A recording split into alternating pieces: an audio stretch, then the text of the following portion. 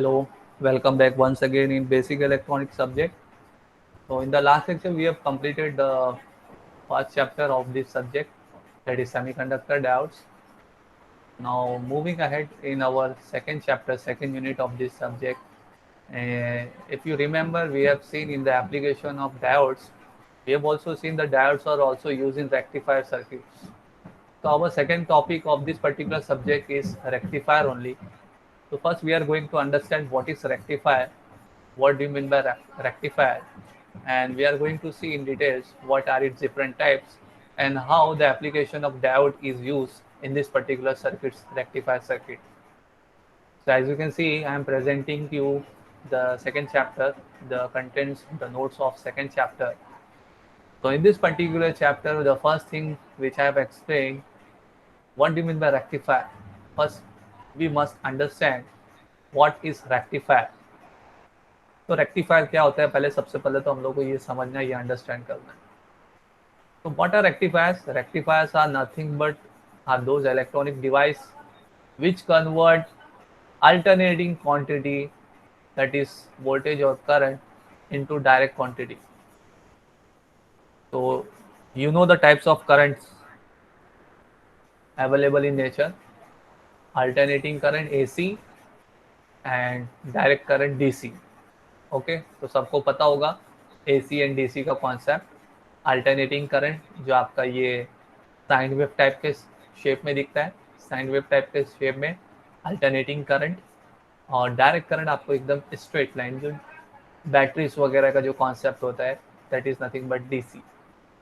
तो नेचर में जो सप्लाई हम लोग को इलेक्ट्रिसिटी जो मिलता है, जो अवेलेबल है, वो अवेलेबल कौन से फॉर्म में होता है? AC में होता है. तो बहुत सारे एप्लीकेशन, बहुत सारे डिवाइस, बहुत सारे इलेक्ट्रॉनिक्स गैजेट्स जो है वो किसके ऊपर वर्क करते हैं? DC के ऊपर वर्क करते हैं.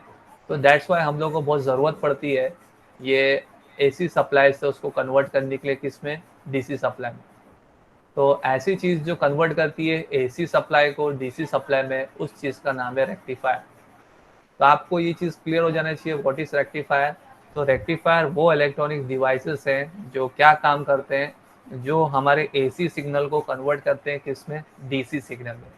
अब यहाँ पे AC क्वांटिटी बोला गया है, तो क्वांटिटी में दोनों भी चीज़ आ सकती है, वोल्टेज और करंट हो सकता है. तो उस AC क्वांटिटी को, उस अल्टरनेटिंग क्वांटिटी को वो कन्वर्ट करता है किसमें? डायरेक्ट क्वांटिटी में, इन डायरेक्ट वोल्टेज और डायरेक्ट करंट.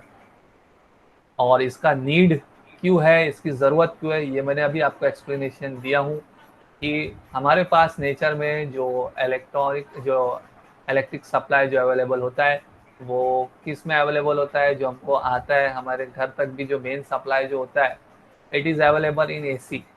बस हमारे घर में ही देख लो, आप एग्जांपल देख लो, बहुत सारे ऐसे गैजेट्स की चीज़ भी है जिसको हम लोग को DC सप्लाई प्रोवाइड करना पड़ता है, DC चीज़ की रिक्वायरमेंट होती है. तो इस पर्टिकुलर AC को DC में कन्वर्ट करना इसलिए बहुत ज़रूरी है. तो that's why rectifiers are required. तो ये चीज़ आपको पहले क्लियर हो जाना चाहिए कि रेक्टिफायर क्या है. तो रेक्टिफायर वो डिवाइसेस हैं जो AC क्वांटिटी को कन्वर्ट करते हैं DC में. अभी एग्जैक्टली DC में तो नहीं कन्वर्ट करते, इसका एक और नाम दिया हुआ है जो अभी आपको ये डायग्राम से क्लियर होगा. They are converting into pulsating DC.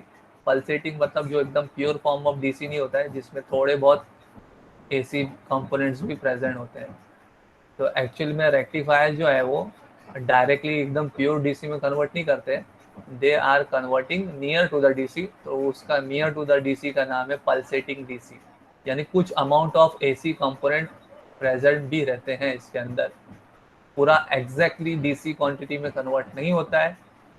Some amount of AC component जिसको बोलते हैं रिपल्स और भी प्रेजेंट होते हैं इस पर्टिकुलर कन्वर्जन में, रेक्टिफायर में.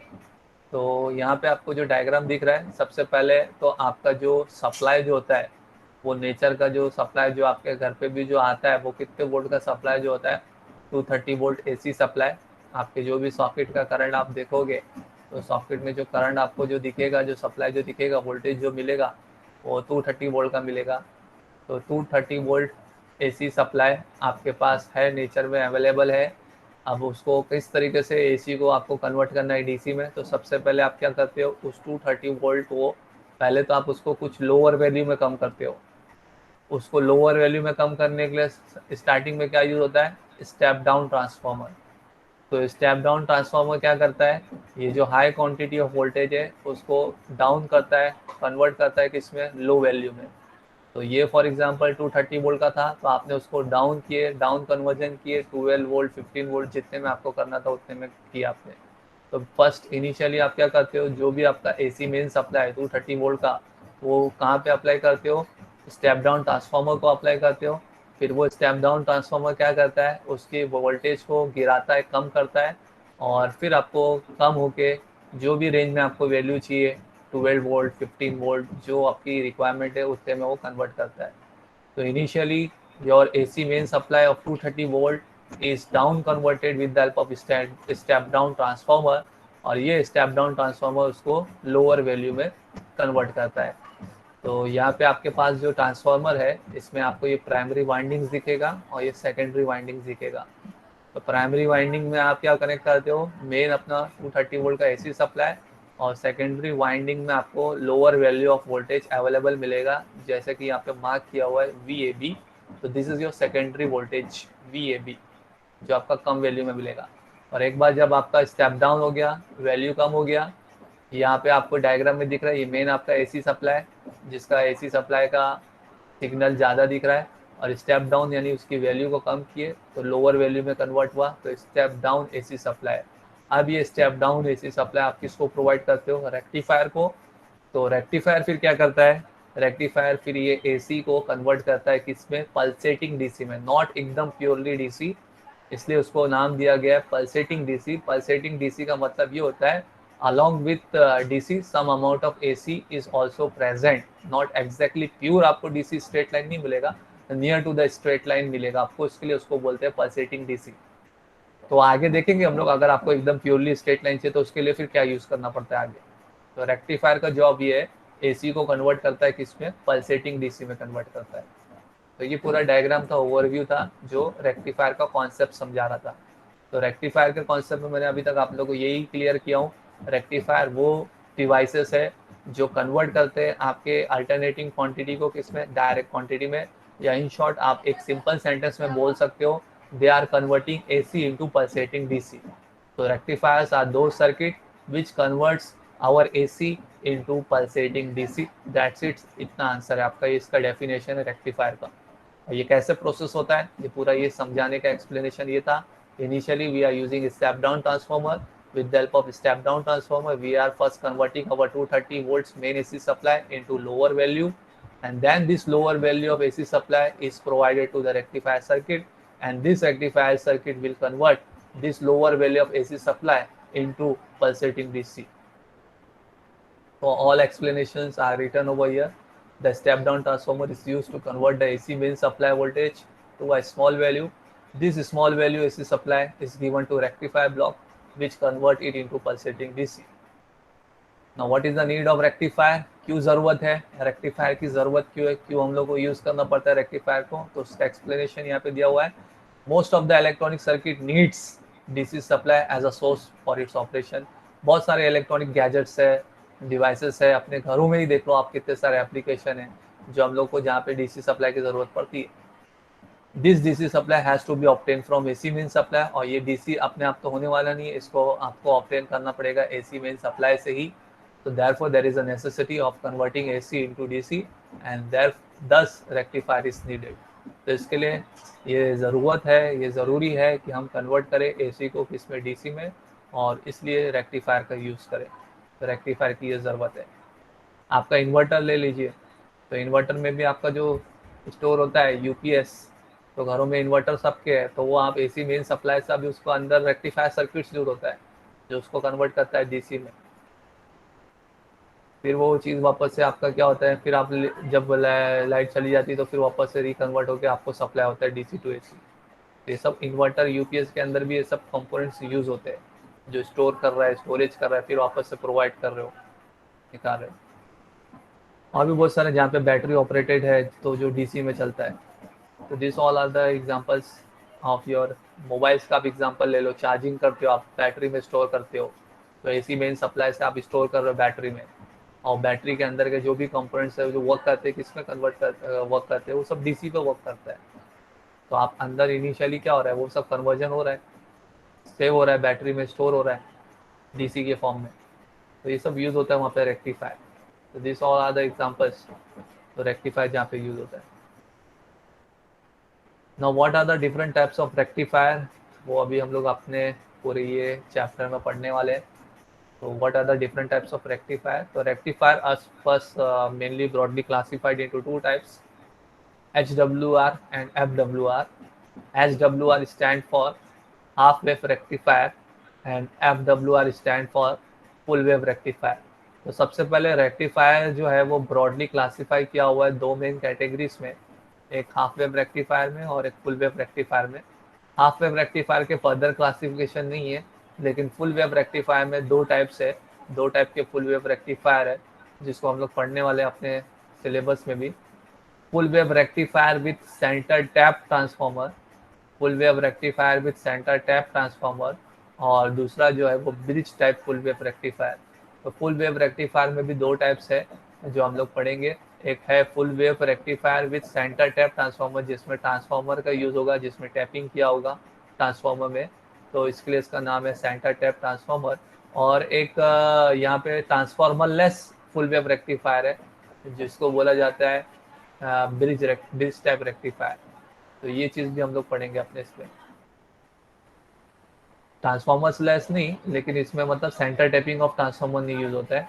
तो ब्रिज टैप यानी कौन सा पैटर्न यूज होता है, ये चीज़ हम लोग अंडरस्टैंड करेंगे, डायोड्स का पैटर्न किस तरीके से यूज होता है उसमें।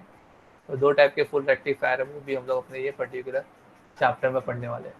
तो ओवरऑल जो आपको क्लासिफिकेशन याद रखना है रेक्टिफायर्स का, तो तीन टाइप है रेक्टिफायर का, एक हाफ वेव रेक्टिफायर नॉर्मल, और फुल वेव रेक्टिफायर में आप इस तरीके से बोलो centre type full wave rectifier and bridge type full wave rectifier. तो इस तरीके से तीन टाइप ऑफ रेक्टिफायर है आपको जो स्टडी करना है।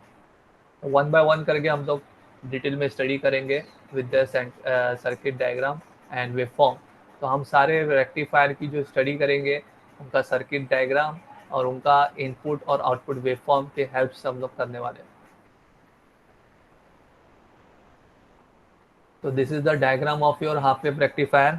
अभी आपके सामने जो डायग्राम है ये किसका डायग्राम है, this is the diagram of half wave rectifier, ये हाफ वेव रेक्टिफायर का डायग्राम है। तो अगर आप लोग डायग्राम में ध्यान से देखोगे तो डायग्राम में आपको इनिशियली तो आपको नज़र आ रहा है ट्रांसफार्मर है, ठीक है नज़र आ रहा है, लेकिन जो मेन रोल प्ले हो रहा है रेक्टिफायर का जिससे नाम बना हुआ है वो यूज़ हुआ है डायोड का।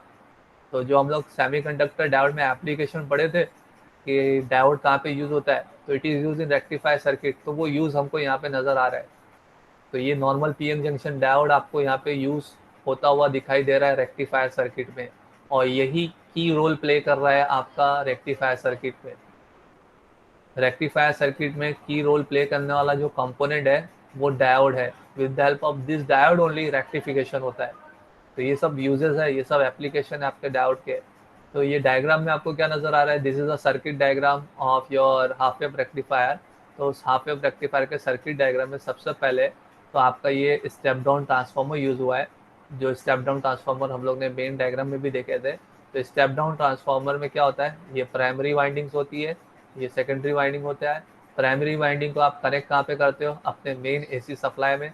एसी मेन सप्लाई जो 230 वोल्ट एसी मेन सप्लाई होता है, वो 230 volt AC main supply positive नीचे नेगेटिव, ये कहाँ पे कनेक्ट करते हो, primary winding of step down transformer.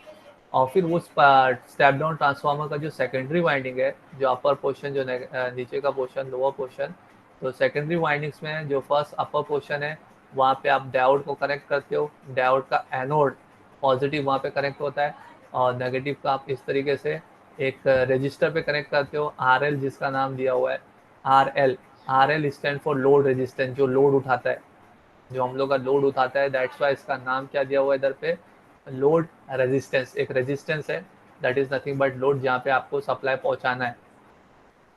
तो लोड रेजिस्टेंस, तो ये ऊपर की तरफ आपने पॉजिटिव की तरफ आपने क्या कनेक्ट किया हो, डायोड को कनेक्ट किया हो, और डायोड का जो कैथोड है वो कहाँ पे कनेक्ट किया हुआ है, रजिस्टर पे कनेक्ट किया हुआ है। और रजिस्टर का जो दूसरा टर्मिनल है वो ग्राउंड, यानी आप ग्राउंड बोल सकते हो, दैट इज नथिंग बट आपका ट्रांसफार्मर सेकेंडरी का जो नीचे का पोर्शन है नेगेटिव।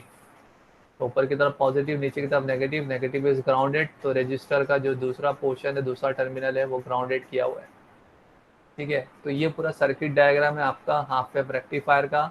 और इस लोड रेजिस्टेंस के अक्रॉस में हम लोग क्या मेजर करेंगे, वोल्टेज मेजर करेंगे, दैट इज डीसी वोल्टेज, क्योंकि ये आपके कन्वर्ट करेगा किसको, एसी को कन्वर्ट करेगा किसमें, डीसी में कन्वर्ट करेगा। तो दैट्स वाई ये लोड रेजिस्टेंस के अक्रॉस में पैरेलल में हम लोग मेजर करेंगे voltage, and that voltage will be DC voltage, वो डीसी वोल्टेज होगा। तो this is the complete circuit diagram of your half wave rectifier. अब ये वर्क किस तरीके से होता है ये बहुत इंपॉर्टेंट है, जो हमको अभी समझना है कि किस तरीके से कन्वर्जन में काम करता है। अब आपको कैसे पता कि ये कैसे क्या काम करता है, अच्छा आपको डायोड का रोल तो पता है, what is the purpose of diode, कोई मुझे बता सकता है डायोड का काम क्या होगा इधर पे? To allow current just in one direction. Very good, so it will allow current just in one direction, because the reason is this only, क्योंकि मैंने आपको बताया था कि डायोड कंडक्ट कब करता है, जब वो क्या होता है, कौन सा बायस होता है, Forward bias. Forward bias. Forward bias, very good.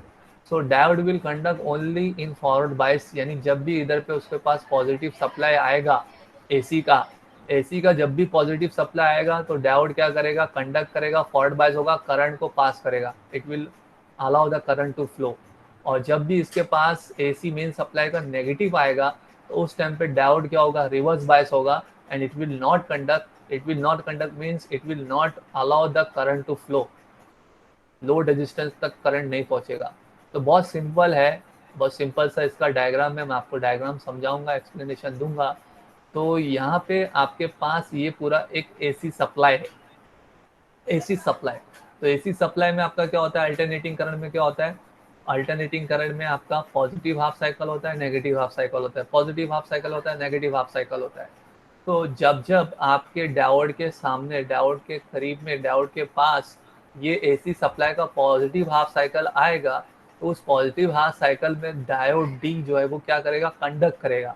Conduct करेगा मतलब क्या, कि ये करंट सप्लाई को एग्जैक्टली पहुंचाएगा, कहाँ तक पहुंचाएगा, इस लोड रेजिस्टेंस तक पहुंचाएगा, आरएल तक पहुंचाएगा। तो जब भी एसी मेन सप्लाई का पॉजिटिव पोर्शन वाला साइकिल आएगा, पॉजिटिव हाफ वाला साइकिल आएगा, वो पॉजिटिव हाफ साइकिल में ये डायोड फॉरवर्ड बाइज होगा, और फॉरवर्ड बाइज होके क्या करेगा, वो सेम सप्लाई को आगे तक पहुंचाएगा। और जब भी आपके पास इस एसी सप्लाई का नेगेटिव पोर्शन आएगा इस डायोड के पास, तो यहाँ पे माइनस, यहाँ पे प्लस होगा। तो उस माइनस में ये डायोड फॉरवर्ड नहीं रिवर्स बायस होता है, उस रिवर्स बायस होने में क्या होगा, डायोड कंडक्ट नहीं करेगा, नहीं कंडक्ट करेगा मतलब ये पोर्शन तक वो बंद रहेगा, कुछ भी नहीं पहुंचाएगा, ब्लैंक रहेगा। तो इसका मतलब क्या हो रहा है, इसका मतलब ये हो रहा है कि पूरा जो सर्किट का जो कंप्लीट जो आउटपुट है, वो सिर्फ क्या नजर आएगा आपको, only positive half cycle, negative half cycle आपको क्लिप होता हुआ दिखाई देगा। क्लिप होता हुआ दिखाई देगा मतलब छूटता हुआ दिखाई देगा, रिमूव होता हुआ दिखाई देगा, क्योंकि उस केस में आपका डायोड कंडक्ट नहीं कर रहा है, तो करंट सप्लाई नहीं पहुंचाएगा। करंट सप्लाई कौन से केस में सिर्फ पहुंचाने वाला है, पॉजिटिव हाफ साइकिल में। तो ये जो पूरा एसी सप्लाई जो आपको नजर आ रहा है, इस एसी सप्लाई का सिर्फ आउटपुट में आपको पॉजिटिव वाला साइकिल ही नजर आएगा, नेगेटिव हाफ वाला साइकिल आपको रिमूव होता हुआ दिखाई देगा, क्लिप होता हुआ दिखाई देगा। तो this is all the explanation which is written over here. यहाँ पे वो पूरा एक्सप्लेनेशन जो मैं आपको अभी बोल रहा हूँ वो पूरा लिखा हुआ है। ड्यूरिंग पॉजिटिव हाफ साइकिल, जब positive half cycle of AC supply आती है, तो सेकेंडरी वोल्टेज VAB, जो सेकेंडरी वोल्टेज है इस सेकेंडरी वोल्टेज ट्रांसफार्मर का VAB is positive upper side and negative in lower side, is positive, that is a portion जो है वो पॉजिटिव रहेगा with respect to B, hence the diode is forward bias and start conducting. Since the diode start conducting, the secondary voltage VAB appear as it is across the load. तो जब ये आपका diode conduct कर रहा है तो secondary का जो भी वोल्टेज है वो एग्जैक्टली अपियर होगा, कहाँ पे अपियर होगा, आउटपुट में लोड रेजिस्टेंस के पास में, RL में, क्योंकि ऊपर वाला पॉजिटिव है, नीचे वाला नेगेटिव है। A terminal is positive, B terminal is negative, ये फॉरवर्ड बायस हो गया तो कंडक्ट कर रहा है, तो एग्जैक्टली जैसा भी एसी सप्लाई है इनपुट में वो वैसा पहुंचा रहा है आउटपुट में। लेकिन in negative half cycle of AC supply, the secondary VAB is negative, that is A is negative with respect to B। तो जब नेगेटिव हाफ साइकिल आएगा एसी सप्लाई का, तो ऊपर वाला A वाला टर्मिनल क्या बन जाएगा, नेगेटिव, और नीचे वाला टर्मिनल क्या बन जाएगा, पॉजिटिव। साइकिल चेंज हो गई, तो साइकिल चेंज होने में अब लोअर हाफ साइकिल में ए की तरफ नेगेटिव आ जाएगा, बी की तरफ पॉजिटिव आ जाएगा। अब जब ए की तरफ नेगेटिव आएगा तो डायोड क्या हो जाएगा, रिवर्स बाइस। रिवर्स बाइस में डायोड कंडक्ट नहीं करता है, तो नहीं कंडक्ट करता है तो क्या होगा, आपको कुछ भी आउटपुट में नहीं मिलेगा, ब्लैंक रहेगा, डायोड इज नॉट कंडक्टिंग। तो कोई करंट सप्लाई सेकेंडरी का जो है नेगेटिव हाफ साइकिल वाला वो आगे तक नहीं पहुंचेगा। So due to this load voltage is zero, तो इस वजह से लोड वोल्टेज जीरो रहेगा नेगेटिव हाफ साइकिल में। The circuit is called as half wave rectifier because it conduct only in positive half cycle. अब ये क्लियर हो गया आप लोग को। तो ये सर्किट को हाफ वेव रेक्टिफायर क्यों बोलते हैं, क्योंकि ये सिर्फ और सिर्फ कंडक्ट करता है किसमें, पॉजिटिव हाफ साइकिल में। नेगेटिव हाफ साइकिल में ये रेक्टिफायर कंडक्ट नहीं करता है। तो इसके लिए इसका नाम क्या दिया हुआ है, हाफ वेव रेक्टिफायर। यानी सिर्फ ये हाफ साइकिल को ही क्या कर रहा है, रेक्टिफाई कर रहा है, दूसरी हाफ साइकिल को रेक्टिफाई नहीं कर रहा है। So due to this load voltage zero, load voltage zero रहेगा, the circuit is called as half wave rectifier. तो ये आउटपुट में आपको इसी तरीके से खाली नीचे का पोर्शन आपको क्लिप होता हुआ दिखाई देगा और सिर्फ पॉजिटिव हाफ साइकिल आपको मिलेगा। यानी मैं यहाँ पे डायग्राम में पूरा बन नहीं पाया आपका, मैं आपको आउटपुट रहता तो इसका दिखाता था। यानी आउटपुट ऑफ द सर्किट क्या रहेगा, खाली आउटपुट ऑफ द सर्किट में only this positive half cycle, ये पार्ट आपका रिमूव हो गया। जब ये पॉजिटिव हाफ साइकिल आएगी तो ये पॉजिटिव हाफ साइकिल दिखेगा। तो ये इनपुट ऑफ दी रेक्टिफायर था, तो इनपुट ऑफ दी रेक्टिफायर ये पूरा कंप्लीट साइकिल है, और आउटपुट ऑफ दी रेक्टिफायर में आपको सिर्फ क्या मिलने वाला है, ओनली पॉजिटिव हाफ साइकिल। जहाँ जहाँ पे नेगेटिव साइकिल रहेगा वहाँ पे जीरो, वो एग्जैक्टली क्या रहेगा, सीधा जीरो। तो वापस से आपका क्या रहेगा, वापस से आपका ये पोर्शन इतना पॉजिटिव पूरा ये बनेगा, ये पोर्शन आपका दिखेगा इतना। तो इतना सब पोर्शन खाली आपको दिखने वाला है। जहाँ जहाँ पे आपका पॉजिटिव हाफ साइकिल आएगा ये आउटपुट में दिखेगा, और जहाँ पे आपका ये है ये पोर्शन आपको दिखेगा। तो output of rectifier is this much only, ये पॉजिटिव हाफ साइकिल दिखेगा, नेगेटिव हाफ साइकिल आपका क्या हो जाएगा, रिमूव हो जाएगा। तो आई होप आप लोग को समझ में आया होगा what is the operation of half wave rectifier. All of you getting, please acknowledge, please reply करो। Yes sir. सब ओके। तो ये सिर्फ आपका क्या करता है, पॉजिटिव हाफ साइकिल को ही खाली क्या करता है, आगे पहुंचाता है, नेगेटिव हाफ साइकिल को क्लिप करता है, रिमूव करता है, क्योंकि वो केस में डायोड कंडक्ट नहीं करता। ना आगे बढ़ते हैं, इसी तरीके से दूसरा टाइप का जो रेक्टिफायर है वो क्लियर कर लेते हैं। अब आपको ज़्यादा प्रॉब्लम नहीं होगी अंडरस्टैंड करने में, अब नाम से ही आपको डिफरेंस मालूम पड़ जाएगा। उसको हाफ वेव क्यों बोलते थे, क्योंकि वो सिर्फ एक ही साइकिल को क्या करता था, कंडक्ट करता था। अब इस डायग्राम का नाम है full wave centre tap transformer, क्योंकि फुल वेव के दो टाइप्स है, एक सेंटर टैप ट्रांसफार्मर टाइप है और एक ब्रिज टाइप है। लेकिन आप पहले फिलहाल फुल वेव नाम पे ध्यान दो। तो जब इसका नाम फुल वेव है तो फुल वेव का मतलब क्या होता है, ये दोनों भी साइकिल को क्या करेगा, दोनों भी साइकिल को क्या करेगा, अलाउ करेगा, कंडक्ट करेगा, कंडक्ट करेगा। और दैट्स वाई इस सर्किट में कितने डायोड मिनिमम यूज होने वाले, दो तो डायोड यूज होंगे। जब एक डायोड पॉजिटिव हाफ साइकिल में कंडक्ट कर रहा है तो एक से एक ही का रेक्टिफिकेशन मिल रहा है। तो अगर आप एक डायोड के बदले में दो डायोड कर दोगे तो आपको दोनों साइकिल में रेक्टिफिकेशन मिलेगा। तो आपको क्या होगा, दोनों साइकिल में क्या होगा, रेक्टिफिकेशन मिलेगा। वो कैसे होगा अभी हम लोग अंडरस्टैंड करते हैं। तो यहाँ पे जो आपके पास second type of rectifier circuit है जिसका नाम है full wave rectifier, and this full wave rectifier it is with the help of centre tap transformer. Now centre tap transformer क्या होता है, सेंटर टैप ट्रांसफार्मर क्या होता है, टैपिंग का मतलब आपको पता होगा। टैपिंग से क्या होता है, आप कोई चीज़ को डिवाइड कर देते हो, दो पार्ट में डिवाइड कर देते हो। तो ये जो आपका ट्रांसफार्मर है, ये ट्रांसफार्मर का प्राइमरी वाइंडिंग है, वो तो चलो एज इट इज ऐसी रहेगा। और ये जो ट्रांसफार्मर का जो सेकेंडरी वाइंडिंग है, इस सेकेंडरी वाइंडिंग में बीच में आपको डॉट मार्क करके दिख रहा है आपको, ये डॉट मार्क करके यहाँ से लोड रेजिस्टेंस। तो this dot mark portion it is indicating the tapping. तो ये सेंटर टैप, यानी आपने सेंटर में उसको एग्जैक्टली टैप किया है, इसको सेकेंडरी वाइंडिंग को एग्जैक्टली आपने क्या किया है, डिवाइड किया है। यानी सेकेंडरी वाइंडिंग को आपने दो पार्ट में डिवाइड कर दिया है। जो इससे पहले वाले डायग्राम में जो सेकेंडरी ऑफ ट्रांसफार्मर था वो सिंगल वाइंडिंग के फॉर्म में था। अब आपने क्या किए, उसको टैपिंग करके क्या किए, दो इक्वल पोर्शन में इसको डिवाइड कर दिए। तो secondary winding of transformer with the help of tapping आपने एग्जैक्टली सेंटर टैप करके उसको दो इक्वल पोर्शन में डिवाइड कर दिया, दो इक्वल हाफ में डिवाइड कर दिया। तो दो इक्वल हाफ में कैसा डिवाइड कर दिए, और अब यहाँ पे आपको डायग्राम में एक डायोड के बदले में 2 डायोड नजर आ रहा है। एक डायोड अपर हाफ में नजर आ रहा है, अपर पोर्शन में नजर आ रहा है, एक डायोड आपको बी पोर्शन में भी नजर आ रहा है। तो D1 एंड D2, तो दो अलग अलग डायोड का यूज हुआ है, एक D1 यूज हुआ है, एक D2 यूज हुआ है। D1 जो कनेक्ट किया हुआ है लोड, और ये सेंटर टैप का ट्रांसफॉर्मर यहाँ पे बीच में ग्राउंडिंग किया हुआ है, और फिर यहीं से आपने क्या किया, D2 इधर पे आपका इधर पे कनेक्ट किया हुआ है। अब इसका वर्किंग कैसा है, कैसा क्या होता है, वो अभी हम लोग अंडरस्टैंड करेंगे, वो भी हम लोग यहाँ पे क्लियर करेंगे कैसा इसका वर्क हो रहा है, कैसा इसका काम चल रहा है। तो सेंटर टैपिंग करने की वजह से क्या हो गया कि आपका जो सेकेंडरी वाइंडिंग है वो एग्जैक्टली दो इक्वल पोर्शन में क्या हो गया, डिवाइड हो गया, दो इक्वल हाफ में डिवाइड हो गया। अब आते हैं हम लोग अंडरस्टैंड करते हैं इसकी बाकी। अब यहाँ पे आपका 230 वोल्ट का एसी मेन सप्लाई है, सिंगल एसी सप्लाई, ये इधर पे आया। तो स्टार्टिंग में तो पॉजिटिव हाफ साइकिल होती है और नीचे की तरफ क्या होती है, नेगेटिव हाफ साइकिल होती है। तो स्टेप डाउन ट्रांसफार्मर ने उसकी वैल्यू को कम किया, अब वो भी एग्जैक्टली जैसा आया वैसे ही प्रोवाइड करेगा। ऊपर की तरफ पॉजिटिव हाफ साइकिल आएगा और नीचे की तरफ क्या आएगा, नेगेटिव हाफ साइकिल आएगा। ठीक है, इतना हम लोग सबको मालूम है। तो ये पर्टिकुलर केस में आपको इतना मालूम है कि VAB क्या होता है, पॉजिटिव होता है। VAB पॉजिटिव मतलब क्या होता है, A टर्मिनल की तरफ पॉजिटिव, B टर्मिनल की तरफ क्या आता है, नेगेटिव। तो जब A टर्मिनल की तरफ पॉजिटिव, B टर्मिनल की तरफ नेगेटिव, तो ये चीज सेंटर टैपिंग होने की वजह से भी दोनों इक्वल पार्ट में डिवाइड होता है, दोनों इक्वल पार्ट में डिवाइड होता है। सेंटर टैपिंग का मतलब ये होता है इक्वल पार्ट्स में डिवाइड करना। तो जैसा आपका पहला पूरा होता था प्लस और माइनस, तो वैसा ये दो हाफ में डिवाइड हो चुका है। तो दो हाफ में डिवाइड हो चुका है मतलब अब ये ए से लेके ओ पार्ट हो गया। ये जो टैपिंग किया हुआ उसको कौन से पॉइंट से डिनोट किया हुआ है, ओ। तो ये सेकेंडरी वोल्टेज जो VAB था वो डिवाइड हो गया है दो पोर्शन में, VAO and VBO, VAO and VBO। तो VAO जो है वो अपर सेकेंडरी है और VBO जो है वो लोअर सेकेंडरी है।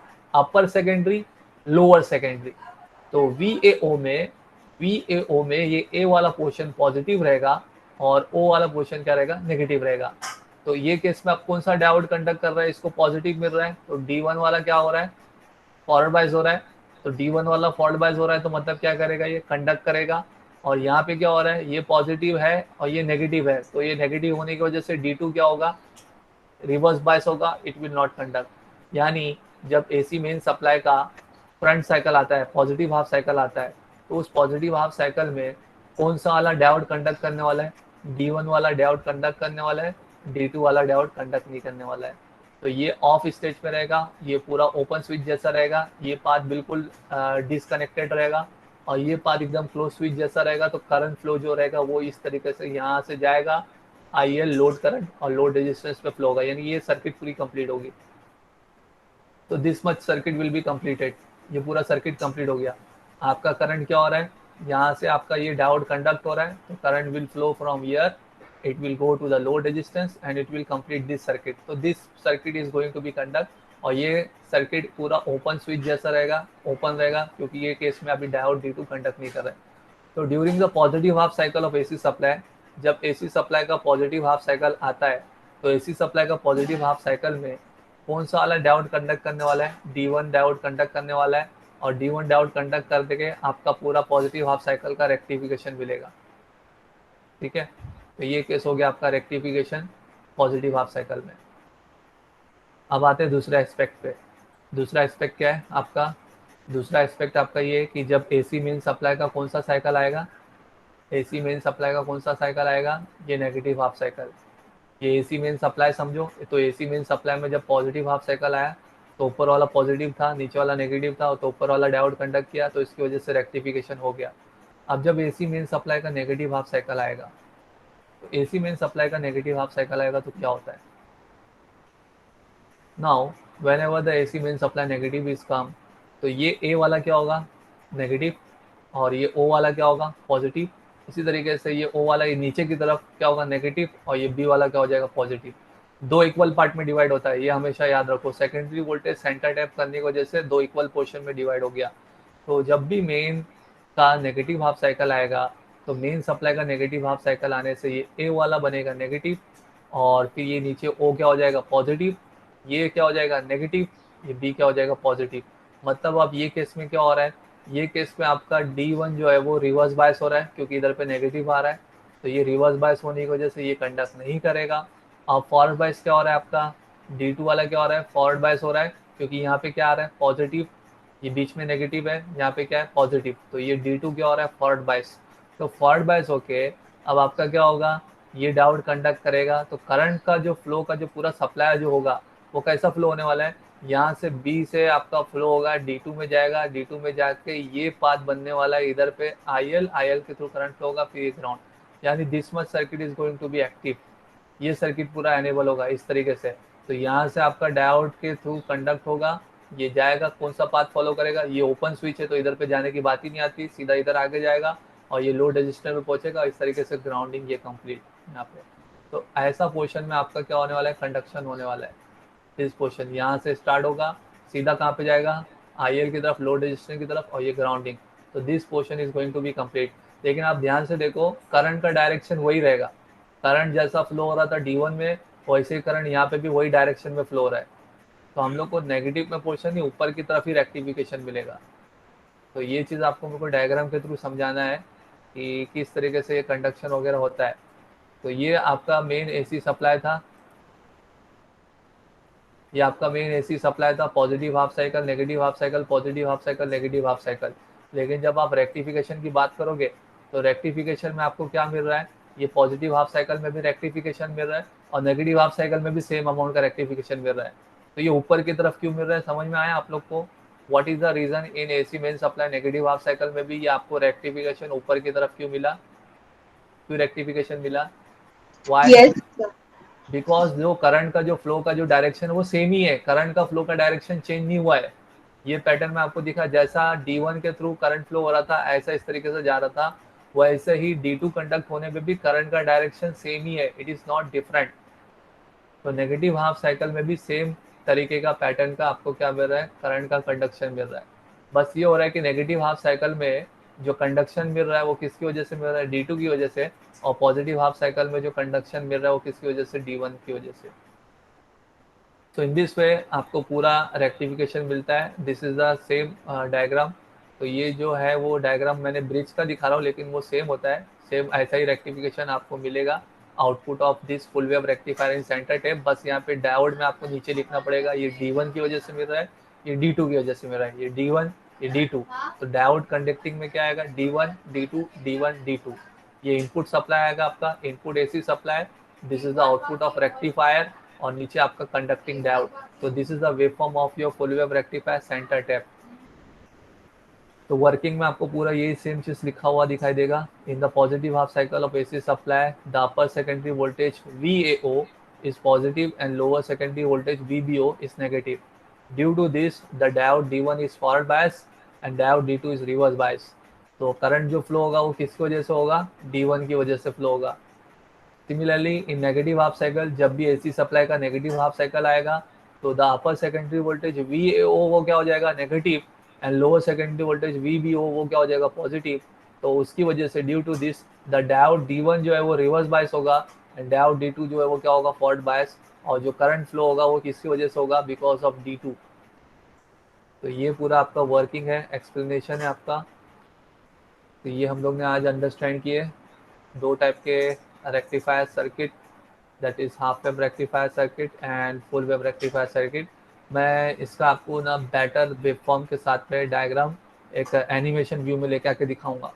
आज फिलहाल अपनी नोट्स से मैंने आपको एक्सप्लेनेशन दिया हूँ, for your better performance, better understanding के लिए मैं इसका एनिमेटेड व्यू, एनिमेटेड डायग्राम भी आपको इन द नेक्स्ट लेक्चर जब पूरा टाइप कंप्लीट हो जाएगा तब उसमें आपको दिखाऊंगा पूरा, so that you must be able to clear more.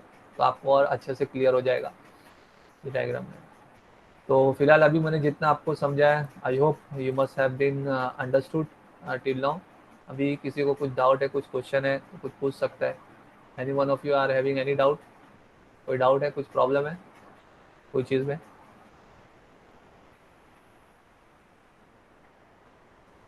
Okay, मेरे ख्याल से किसी को कुछ डाउट नहीं है, कुछ प्रॉब्लम भी नहीं है।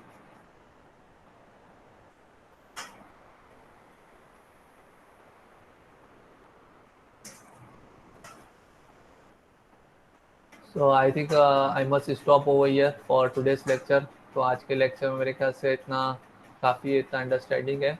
In the next lecture we are going to see the full wave bridge type rectifier also. तो नेक्स्ट लेक्चर में हम लोग फुल वेव ब्रिज रेक्टिफायर को भी देखेंगे, अंडरस्टैंड करेंगे।